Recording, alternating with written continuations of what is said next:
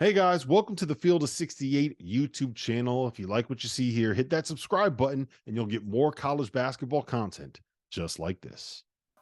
I don't know, guys. Johnny Furphy has arrived finally. And Bill Self has decided, you know what? The only way we're going to have a chance to go to a Final Four or win a national title is feed this young freshman minutes. And he's given him 30-plus minutes a game. And tonight, he's got a career high. He's got 23 points, 11 rebounds. He's making shots. He's playing aggressive. Now, he's not great defensively, and he probably weighs $160, but he is fighting, Tyler. And to me, this gives them the X factor that they've needed all year. Another option, a fifth guy, a scorer, a shooter. What say you? Well, I think that the knock on Kansas is also their lack of outside shooting and their depth. So with Furphy coming through and being an X factor and another guy, I've always believed in Kansas, and I do think they are a contender. And I know I didn't say that they're UConn and Purdue. I put them and everybody else. I would say Kansas is in the top category of everybody else as well. I do think they're top heavy. I believe in Hunter Dickinson. I think he's a great player. The Harris kid can really go, and McCullough's playing unbelievable. Those guys are extremely talented, and I think they're top four players. They can play with anybody in the country. Now that they have some depth emerging, I think I've always believed. I haven't doubted them, but yeah, it's going to help them.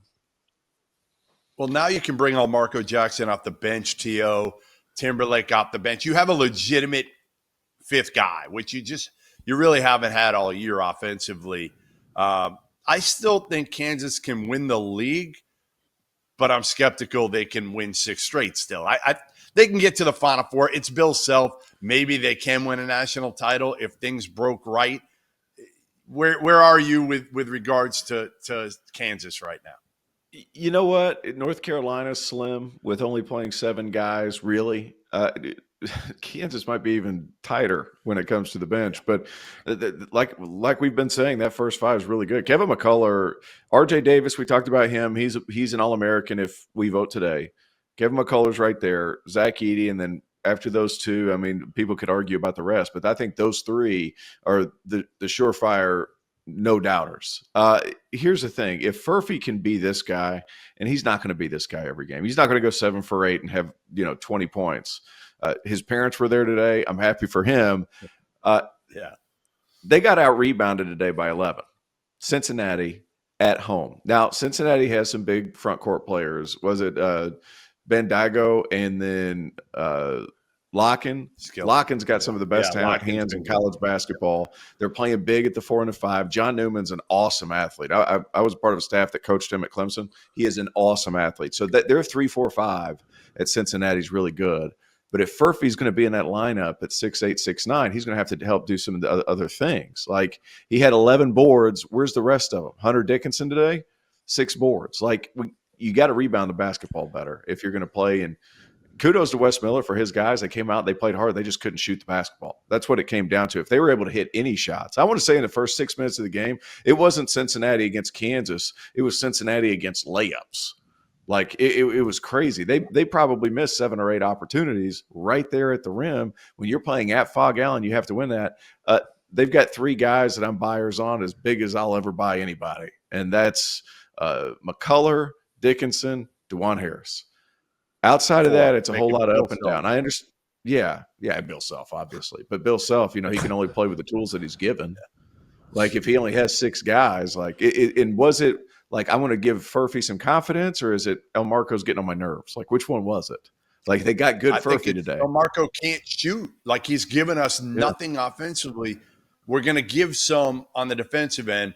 But Furphy, I don't think they gave much tonight. Like he had been a defensive liability. Because he was today. He's just not strong enough. Today there was a timeout. Like, he was, but he was a defensive liability. They have to protect him a little bit. There was a couple of times, Dan Skillings, who went berserk today in the first half. It was all at Furphy's expense, and there was a timeout. They called it. They rush over to the bench, and Bill Self, clear as day, goes, he cannot effing guard him. So get him out, make sure you match up better. They're going to have to protect him, but where you can protect him is the fact that he's so big and he can guard your third, fourth, and fifth option. And if he's rebounding like he did today, that's obviously a good thing. Kudos to Wes. He had his guy play really well. I want to say that's the first time they've played in Fog Allen as a conference member. Like, big for them. Yeah. Big for them. They played well. I know Wes doesn't want to hear that shit, but like I thought they came in, they showed well. If they hit anything from the perimeter, like they very close to winning that game. Yeah, I mean, they weren't going to win it with Fog Allen officials. We know that. But, the bottom line with Kansas still is they're at home. They're playing against a Cincinnati team that is solid. They're probably a fringe tournament team at the end of the day. And Kansas barely won this game in a bounce-back game. In a bounce-back game. Like, they should have blown them out. Like, most people figured after losing at West Virginia to I shouldn't say a bad West Virginia team, but a team that hasn't done much this year. After losing, I thought Kansas would come out and they would kick the crap out of them, and they didn't. To me, that says a lot about this Kansas team. I just don't think their ceiling is that high. They got 2 points off the bench all night tonight. 2. Yep. Tyler, your boy Wes Miller and Cincy. Give them a little bit of a plug because they deserve it after tonight. I don't know if you saw the whole game because you were at that Carolina game, but man, they are tough. He's done a good job. They don't have a star, but they got a lot of good players. How does he come out of this one? Again, T.O. said like no moral victory is probably for Wes Miller. No, and you mentioned it. Fog's not the easiest place to play, arguably the toughest place in college, and you're not going to get the benefit of the doubt with the whistles. But I will say I do like how Cincy's developing, and I'm a big fan of Victor Locken. I think he's one of the better underrated bigs actually in college basketball. He can do a lot of different things, but also his lineup is very versatile. There's a lot of different guards he can put in. He can play a lot of different styles. I do like Cincy, and also – you can make an argument that since he had a big win, I'm not sure if they – I want to say I'm not sure if they beat Baylor. It just came to mind, but they did lose to Texas and on a buzzer beater that could have gone the other way. You can make an argument that he might have walked on that. But, yeah, since he's one of these teams that's kind of went a little bit underrated, but they do fight every game, and they play extremely hard. And I like what Wes is doing, and I think I would agree with you. I think Cincy is a few good quality wins away from really being, off the fringe or bubble team. But at the end of the day, I do think they're, eventually will make the tournament. They beat BYU at BYU, so that was the good win you were talking about. Yeah, I wish it was Baylor. That sounded a lot better, but I'll take BYU too. Yeah, but BYU this year. From a metrics perspective, BYU's been phenomenal. So I would say like both of those teams, you'll take both of them, and winning at BYU in Provo is a different story. Like it's a tough team, Jeff.